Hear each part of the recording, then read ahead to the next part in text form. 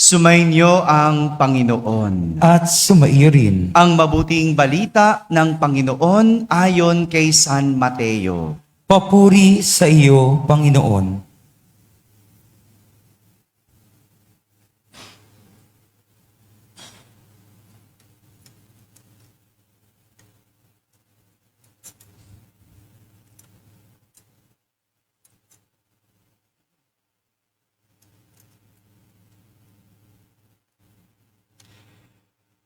Ganito ang pagkapanganak kay Hesukristo. Si Maria na kanyang ina at si Jose ay nakatakda ng pakasal. Ngunit bago sila nakasal, si Maria ay natagpuang nagdadalang tao. Ito ay sa pamamagitan ng Espiritu Santo. Isang taong matuwid itong si Jose na kanyang magiging asawa. Ngunit ayaw niyang mapahiya si Maria. Kaya ipinasya niyang hiwalayan ito ng lihim.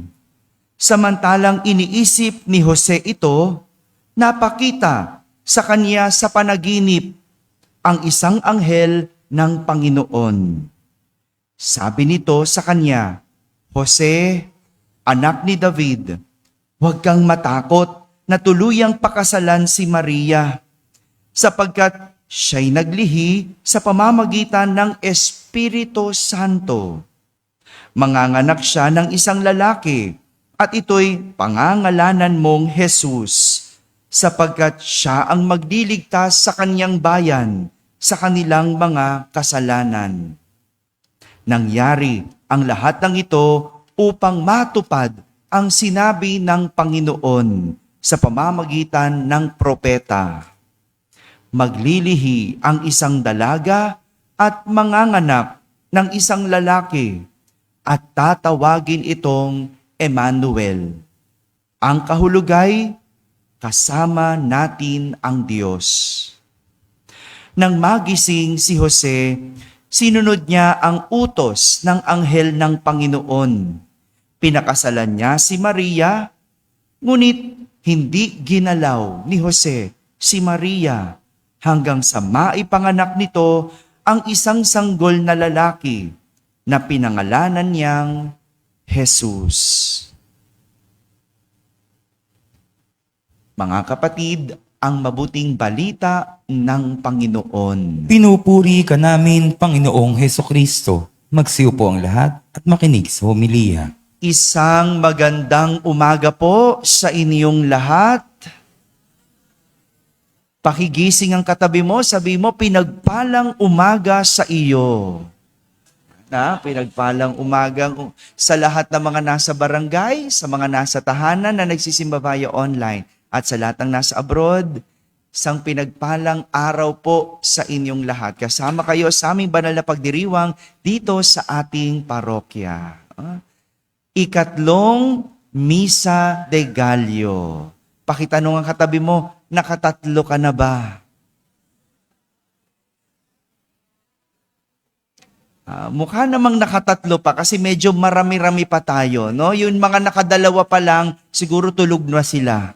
O yung mga nakadalawa, nagsisimula pa lang halos, habol lang po, habol. No? Simulan natin ang ating pagninilay sa isang kwento. At ngayong umaga, ang aking kwento ay tungkol sa isang tatay. Meron bang mga tatay dito? Bihira tatay magsimba eh. O yan, tatay, no? Saan mga tatay? Yan, okay. Mas marami talaga nanay, ano?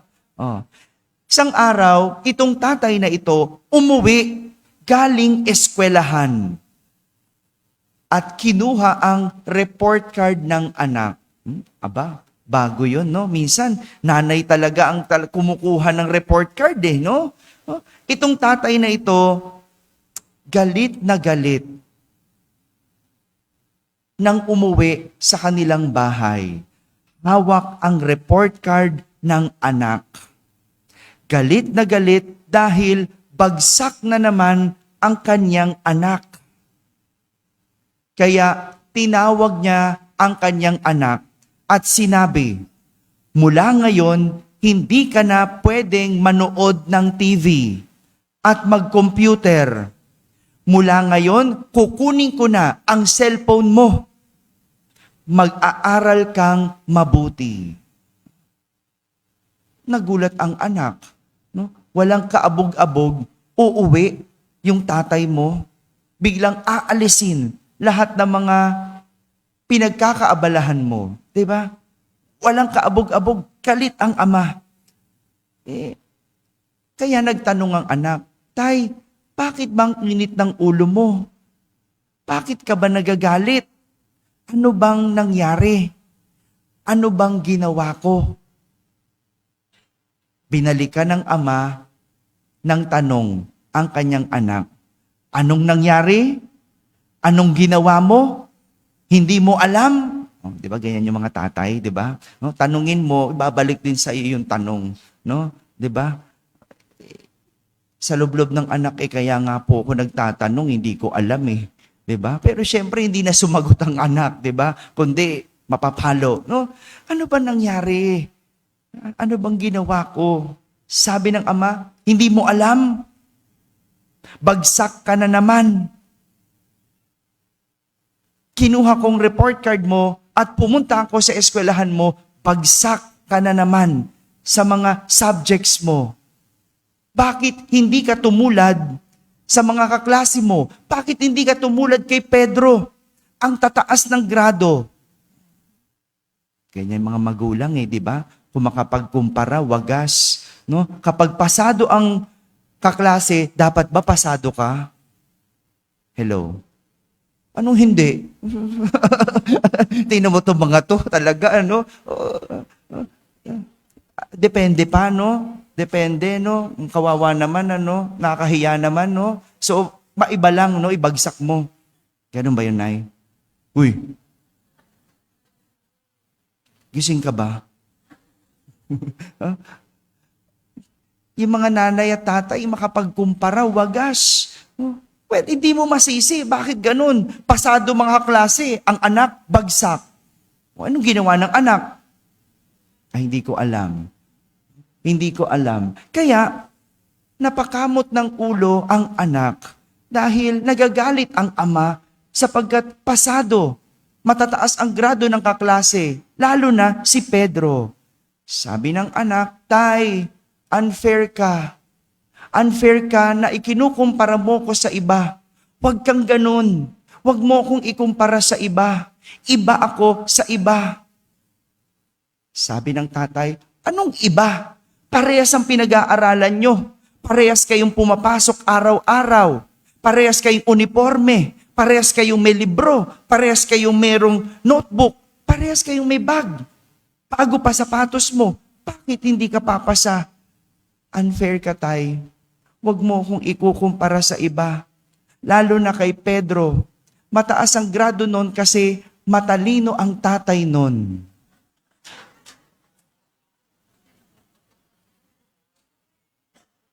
Okay, nanay. Lusot. At napakamot ng ulo ang tatay. Mga magulang, huwag kumpara ng kumpara, ha? Baback to you sa inyo yan. Ano? Ha? Totoo po ba na like father, like son?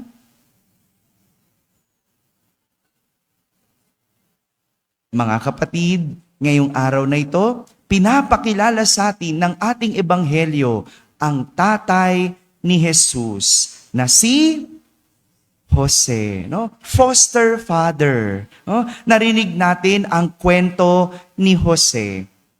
Pero wala tayong narinig mula sa kanya ni isang salita. Wala tayong narinig. Narinig natin yung kwento, pero walang narinig mula kay Jose. Ngunit kahit wala tayong narinig mula kay Jose, magandang pagtuunan natin ang aral na pwedeng pulutin sa nagawa ni Jose. May dalawang katangian si San Jose na ipinapakita ng Ebanghelyo. Una, si San Jose ay bukas sa plano ng Diyos. Sabihin nyo nga po, bukas sa plano ng Diyos. Nang malaman ni San Jose na nagdadalang tao si Maria bago pa sila ikasal at wala namang nangyayari sa kanila, pinlano ni San Jose na hiwalayan si Maria. Yun ang kanyang plano. Bakit ka mo? Hindi naman sa'yo. Bakit mo pakakasalan? Hello. Pag hindi sa'yo, wag mong aasawahin. Malinaw? Nay, malinaw? O yan, pasado ka. Yan Oh, malinaw ba yon? Pag hindi sa'yo, wag mong aasawahin. Kahit plano mo na pakasalan ang iyong asawa, pero nalaman mong nagdadalang tao na at hindi mo ginalaw, ibig sabihin, hindi na iyo. Matuwid si San Jose. Ganun ang matuwid. Pero, ang plano niya, lihim na hiwalayan si Maria. Bakit lihim? Pag nalaman ng lahat, noong panahon ni na San Jose, na ang babae ay nagdalang tao nang hindi pa kasal, anong gagawin? Babatuhin. Nung panahon yon, huwag kayo matakot. Ngayon, iba no? 'Di ba? Kahit hindi kasal, nabubuntis, nakakalima. Hindi ba? Nung panahon ni San Jose, dahil matuwid siya, ayaw niya syempre masaktan si Maria, kahit siya'y nasasaktan. No, ganyan ang taong matuwid. No? Di bali nang siyang masaktan, wag lang ang kanyang minamahal. No, kaya plano niya, lihim lang. Secret lang, nahihiwalayan niya si Maria. Secret lang, nalalayo na siya. Hindi na niya itutuloy ang kanyang plano. Ano yung plano niya nung una? Pakasalan. Ano yung bago niyang plano? Hiwalayan. Ngunit, dahil ipinaliwanag ng anghel kay San Jose ang plano ng Diyos sa pamamagitan ng panaginip, kinalimutan niya ang sariling plano at sinunod ang plano ng Diyos. Ginawa ni Jose ang plano ng Diyos. Sinunod niya. Kinalimutan niya yung kaniyang plano. Kadalasan, ang plano ng Diyos, masakit, mahirap. Yan ang palatandaan. Kaya kapag mayroong isang bagay na nangyayari sa iyo na masakit, mahirap, maaring plano yan ng Diyos. Sabi ko po, maaari. No? Hindi ibig sabihin masakit, plano ng Diyos. Minsan naman kagagawan mo. Hello? Pag kagagawan mo, kasalanan mo, hindi yan plano ng Diyos. Kung naghiwalay kayo kasi bungangera ka, hindi yan plano ng Diyos. Kagagawan mo yan. Bumagsak ka sa exam, ay hindi yan plano ng Diyos. Kagagawan mo yan. Tignan mo yun. Ganun yun. Huwag lahat lagi turo sa Diyos. Pero kapag hindi mo naman ginawa, pero nangyari at masakit, plano yan ng Diyos. Bakit? Kasi dinadalisay ka ng Diyos. Pinupuro ka ng Diyos. Hindi ba? Parang gata. Nagluluto pa ba kayo ng mga ginatan? Di ba yung gata, pipigain mo. Pag pinupuro mo, pipigain mo. Ang ginto, para puruhin, kailangan sumailalim sa apoy. Masakit. Parang pagpapatawad. Plano ng Diyos, ikay magpatawad. Pero bakit ang sakit para sa'yo? Kasi dinadalisay ka. Bakit? Kasi ma-pride ka. Tama? Kasi hindi ikaw yun Pero kung madali sa'yo magpatawad, bakit ang mga martir ang dali magpatawad? Kasi puro yung kanila Purong pagmamahal, walang pride. Bakit ang hirap ipasa ng exam? Kasi tamad ka. tamad ka mag-aral, 'di ba? Pero pag mag-computer, ang galing-galing mo. Oh, sa cellphone, ang galing-galing mo. No, sana nga ganun na lang lagi sa eskwelahan, ano? Puro na lang cellphone.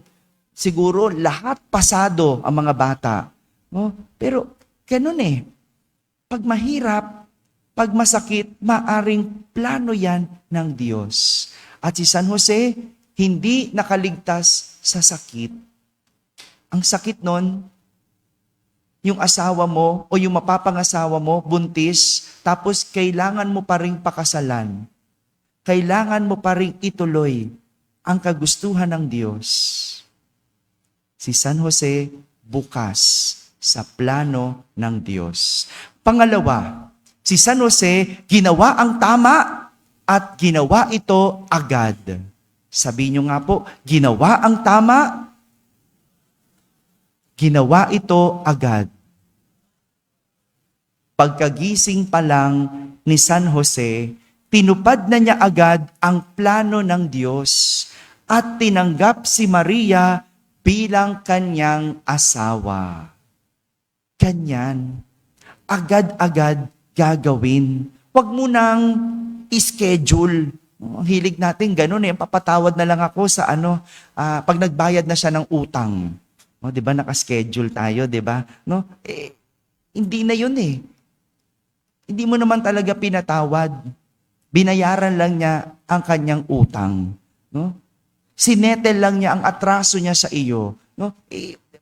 Pag dumating ang plano ng Diyos, gawin mo na. Pag dumating ang tama sa iyo, gawin mo na. Kapag nalaman mo na mabuti ang isang bagay, gawin mo na. Tuparin mo na. Mga kapatid, ito ang tinuturo sa atin ng Ebanghelyo. Ngunit ang nakakalungkot, kadalasan, nahahadlangan tayo na magawa ang mga ito dahil meron tayong sariling plano. Lagi na lang tayo ang nasusunod. Lagi na lang gusto natin ang masunod. Plano natin ang matupad. Pero kapag nabulilyaso, isisisi sa Diyos. Kapag bulilyaso, isisisi sa Diyos. Kaya tayo napapahamak ay dahil plano natin madalas ang ating ginagawa. Hindi man lang tayo manahimik. Tignan, maganda ba tong plano ko? Mabuti ba tong gagawin ko? Maganda yun ang isipin. Hindi masamang magplano, pero pag nilayan mo, maganda ba ang planong ito o mas maganda ang plano ng Diyos? Hindi nais ng Diyos na ikaw ay bumagsak at masira. Ngunit nakokontra ito kung hinahayaan mo ang sarili mo lang plano. Isa pang dahilan, kaya hindi natin nagagawa ng tama ang isang bagay ay dahil sa manana habit. No? Alam niyo po ba yon? Yung mamayana habit, no? Yung pinapagpaliban mo, pinapagpabukas mo. Kung kaya naman gawin ngayon, bakit mo pa ipagpapabukas? Kaya madalas, huli na ang lahat. Kung kailan graduation, saka gusto mo mag-aral. Hello? Kung kailan bumagsak ka na, saka sasabi mo, sige, aayusin ko na. Well, hindi pa naman huli ang lahat, pero sana ginawa mo na noon. Ba't kailangan mo pang bumagsak para matuto at gawin? Ito ang ugali na maaring tinuturo sa atin ni San Jose. Ito yung ugali na nakikita rin natin kay Jesus. Kaya nga, like Father, like Son. Si Jesus, walang ibang plano, kundi ang plano ng Diyos. At kahit anong hirap, kahit anong sakit ang pinagdaanan, hindi siya nagpatinag dahil alam niyang mabuti ang plano ng Diyos. At ginawa niya ito agad-agad. Hindi ipinagpabukas, ginawa agad-agad. Hindi ipinagpaliban. Mga kapatid, Ito ang imbitasyon sa atin ngayon. Tuparin ang plano ng Diyos. Pero magandang itanong, ngayong bagong taon, anong plano mo? Hello? Nagpaplano pa ba tayo? Para malaman ng Diyos, dapat meron ka ring plano. Hindi yung bahala ka na, Lord. Hindi. Magplano ka. Magplano ka muna. At tingnan mo kung iyan ba ay plano ng Diyos. Marami tayong mga plano at magandang tignan muna kung ito ba ay naayon sa plano ng Diyos. Si San Jose nagplano. Hindi ba? Plano niya, una, pakasalan si Maria. Nung nalamang buntis si Maria, plano niya, hiwalayan ng tahimik si Maria. Pero sa huli, nanaig ang plano ng Diyos. Para maging maayos ang buhay, magplano. Pero alamin kung ito'y plano ng Diyos. At kung ito'y makakabuti, kung ito'y tama, maaring ito nga ang plano ng Diyos. Amen. Amen.